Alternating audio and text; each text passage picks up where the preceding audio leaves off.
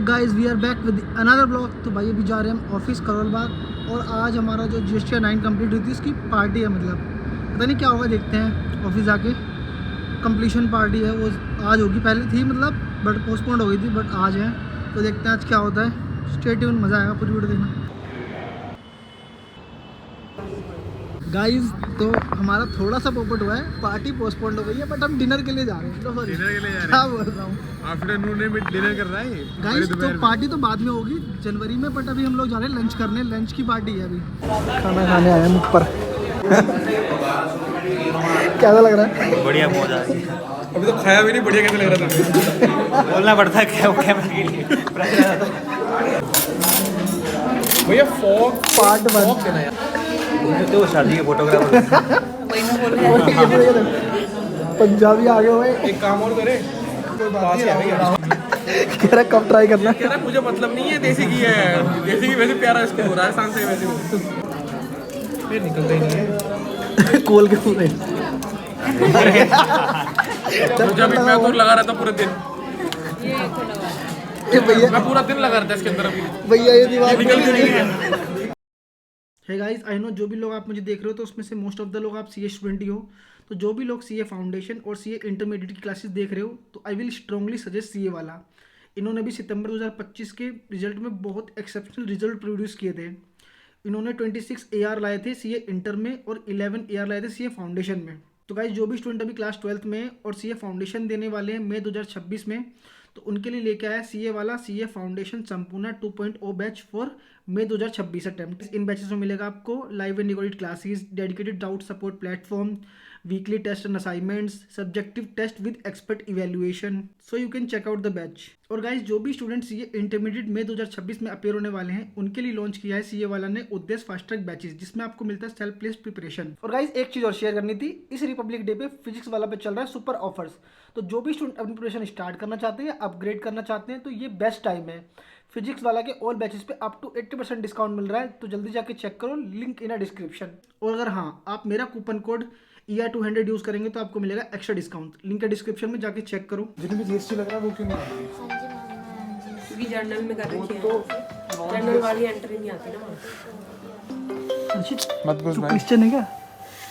ये तेरी क्रॉस की मैं ना। जर्नल वाली एंट्री। तो भाई फिर से आ चुके हैं ऑफिस। क्या हाल है? क्या हाल है? केस स्टडी आएगी तब तो डर हो जाएगा। हे गाइस, तो भाई अभी हम लंच करके बाहर आए हैं। और हाँ, मोइन अभी ऑडिट पे गया था ना, तो मैं सोच रहा था कि एक ऑडिट का डिस्कशन, पूरा बेसिक ऑडिट कैसे स्टार्ट होता है, कैसे करते हैं, वो सब एक्सप्लेन करते हैं। तो ये बताएगा कि पहले मैं भी जाता था ना, पहले मैं ऑडिट टीम में था, जो पहले से मेरे ब्लॉग देख रहे हैं उनको पता होगा। एक ऑडिट पे यार सबसे पहले तो बेसिक अंडरस्टैंडिंग वाली बात होती है, प्रीलिमिनरी चीज़ होती हैं। आपका एंगेजमेंट लेटर क्या है, कितना क्या आपका स्कोप है, कितना आपको मतलब क्लाइंट है ना, मतलब पुराने बेसिस के हिसाब से कितना डेटा दे सकता है। बट ये फर्स्ट क्वार्टर में देखना पड़ेगा ना, आगे क्वार्टर्स में नहीं ना। फर्स्ट क्वार्टर में देखना पड़ेगा, बस आप उसके क्वार्टर बाद वाइज तो- ऑडिट करो तो फिर आपको फर्स्ट में ही देखना है। हाँ। लेकिन आप है ना, आप वेरीफाई कर सकते हो आपके पास है ना इनको कुछ only- बोलते भी है ना कि ये डॉक्यूमेंट एक बार लिए जाते हैं, हाँ, एक बार ले लो फिर क्योंकि चेंज नहीं होते ना। ये परमानेंट फाइल डॉक्यूमेंट्स होते हैं। हाँ, जैसे कि पैन कार्ड हो गया, इनकॉर्पोरेशन सर्टिफिकेट हो गया कंपनी का, ये चीज़ें चेंज नहीं MOA होती। वगैरह। हाँ, एक बार ले लो, फिर हर बार ऑडिट करो ना, लो मत ये, क्योंकि एक बार तो ले लिए चीज़ चेंज भी नहीं बहुत होती। सारे ने लीज एग्रीमेंट्स होते हैं जो 5-5, 6-6 साल के होते हैं, उसको भी सब बार बार लेंगे। अभी जो क्लाइंट पे तू गया था, अभी थर्ड वाला क्वार्टर, सबसे बड़ा क्वार्टर का मैंने कराया। थर्ड क्वार्टर का पता। ये अभी एक हमारा लॉजिस्टिक्स वाला क्लाइंट है, हाँ, उसका मैंने थर्ड क्वार्टर का करा था। वो जापानीज़ क्लाइंट है, तो उनका क्वार्टरली मतलब MIS रिपोर्टिंग की वजह से बैलेंस शीट भी जाती है, तो उसकी वजह से अब उनके ऑडिट जो है वो थोड़ा हमें ब्रीफली करना भी था। और सब बताइए साथ में गलतियाँ वगैरह जो जल्दी करी भी तूने करना ठीक था। कराई, सब बताइए इसमें जो गलतियाँ, क्लाइंट का नाम नहीं लेंगे हम, Client जितनी का गलतियाँ करी उन्होंने, जितना तूने ठीक करवाया, क्योंकि हम गलतियाँ ठीक भी कराते हैं ऑडिट में।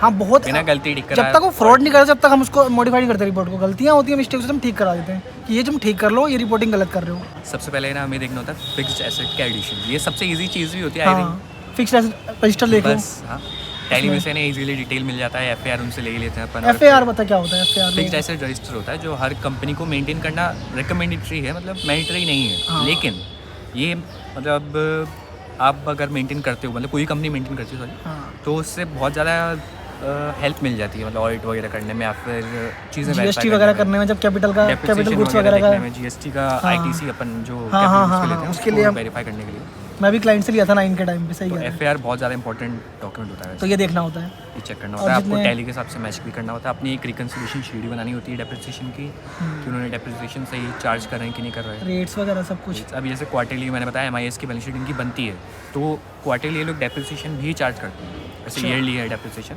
इन क्वार्टरली इनको शो करना पड़ता है, तो वो देखना पड़ता है हम लोगों के रेट्स लगे कि नहीं लगे, सही हुआ है कि नहीं हुआ। और अगर एडिशंस हुए तो उसके डॉक्यूमेंट्स क्या लेते हैं? एडिशंस के लिए इन्वॉइसेस इनके नाम पे चढ़े हैं कि नहीं, डेट क्या है, इन्होंने डेट सही ली है, फिजिकली भी चेक करता होगा, जैसे इन्होंने एक सर्वर का कुछ लिया था, तुमने देखा होगा जाके प्रिंटर वगैरह। इन्होंने जैसे एयर मतलब एग्जांपल दूँ मैं, एयर प्योरीफायर इन्होंने 3 लिए थे, तो हम लोगों ने तीनों चेक करे वो वहाँ पे रहे कि उसमें कुछ था तो बताया था।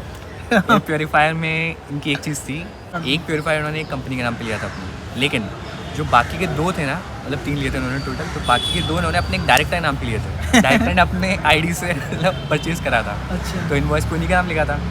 अब इन्होंने क्या करा कि उस पर ITC क्लेम कर लिया, तो हमने वो चीज़ देखी, वो चीज़ हटवाई इनसे, इन्होंने भी मतलब कबूल करा कि हाँ हमसे गलती होगी, तो उन्होंने मतलब कर ली। तो ये मिस्टेक तुमने निकाली थी? ये पहली मिस्टेक थी हमने। ये बहुत फिक्स रेट का basic पार्ट थी। चेक करा तूने पूरा, ये गलती basic निकली है, सही हुआ। उसके बाद उसके बाद हम GST का रिकन्सिलेशन भी करते हैं, TDS का रिकन्सिलेशन भी करते हैं। GST का आई थिंक 1 3B और बुक से हो जाता है, मतलब ITC का होता है वो 2A से और 2B, ये दोनों चीज़ें वेरीफाई करनी पड़ती हैं हमें कि क्या क्या डिफरेंसेस हैं। और जनरल डिफरेंस मिलता भी तो है कि क्या होता है ना, पिछले साल हर मंथ में हम सारा क्लेम थोड़ा ना कर सकते हैं, है ना। जैसे मान लिया हमारे पास इनवॉइस नहीं आया अभी, इससे उनसे डिफरेंस मिला हमें, तो हम उनसे पूछते हैं कि क्या करा आपने, तो वो रिकन्सिलेशन देता है हमें शीट बना के पूरी, जिस तरीके से उन्होंने क्लेम वगैरह कराया 3B में वगैरह। जैसे 1 का डाटा तो उसी लेता होगा तू डाउनलोड करके। 1 तो 1 मिल गया था, हाँ। इस बार है ना 1A भी चेक करना पड़ा क्योंकि उनकी एक अमेंडमेंट भी थी, हाँ, तो 1 का डाटा तो पोर्टल से ले लो, बुक्स का तो तुम्हें बताइए टैली अगर वो लोग यूज़ खुद ही कर निकाल रहे के हो देते हैं पोर्टल से। टैली यूज़ करते हो ना वो।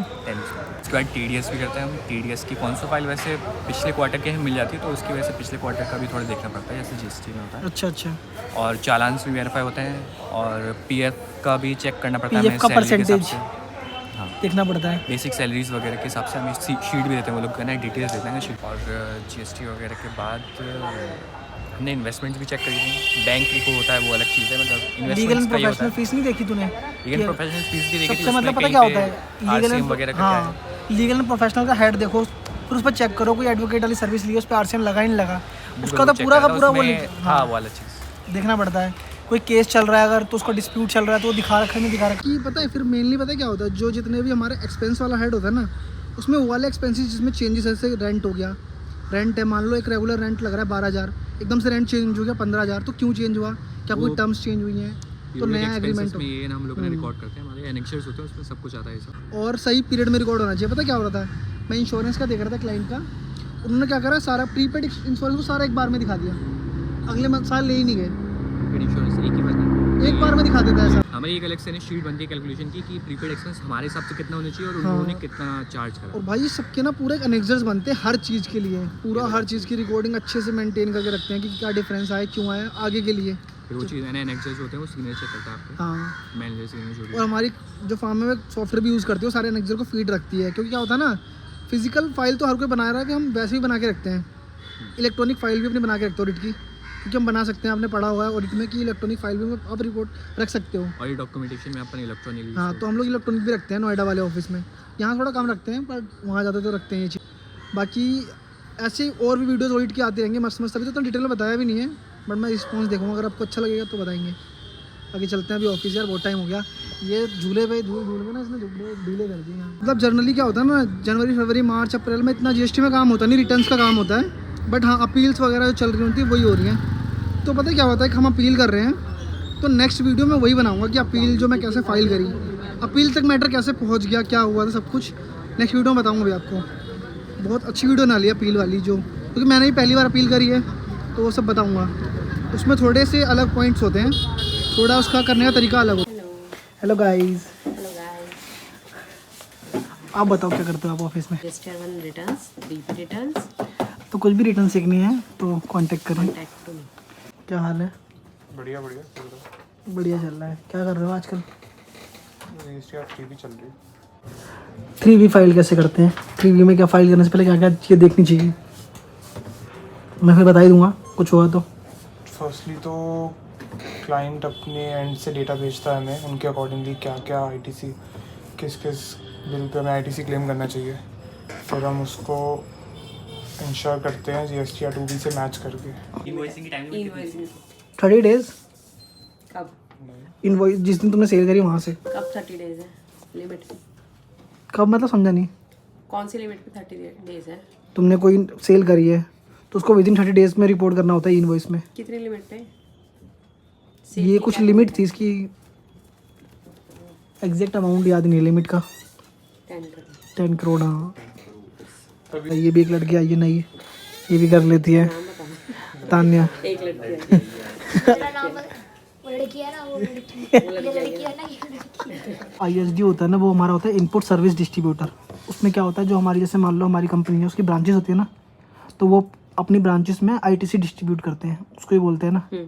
तो वो तो सिर्फ ITC की वर्किंग करते होंगे। हाँ उसमें बस ना ISD में जाता है कि आपका कहीं से भी इनपुट रिसीव हुआ है, मान लो किसी ने हमारे ISD नंबर पे हमारा बिलिंग करी है। उसको फिर हमें जिस भी ब्रांचेस में अच्छा, हमारे ISD वाली ब्रांच पे भी सेल कर सकते हैं वो लोग। हाँ ISD पे तो देंगे तभी तो डिस्ट्रीब्यूट अच्छा, करेंगे। फिर वो पता नहीं होता मैं किस ब्रांच का, इसलिए हम सारी ब्रांचेस में बांट देते हैं उसको। फिर उसको रेशियो में बांट, क्या क्राइटेरिया? सेल्स। के रेशियो में। अच्छा, और उसके अलावा होती है हमारी GST 7 एक होती है, जब हम गवर्नमेंट को सप्लाई करते हैं शायद तब होती है ना। TDS की होती है कहते हैं। हाँ, जब हम गवर्नमेंट को सप्लाई करते हैं तब TDS कटता है, उसके ऊपर GST भी कटता है। TDS की अरे तुम्हारे भाई को बहुत चीज़ें पता है, बस बताता है धीरे धीरे, क्योंकि समझोगे नहीं। गाइस आज के लिए बहुत है, मैम मेरे को देख रही हूँ गुस्से से। इतना ही बस, बाय गाइस। ऐसी वीडियोस के लाइक कमेंट सब्सक्राइब कर लो। बाकी PW के बैचेस चेक करना, लिंक इन डिस्क्रिप्शन।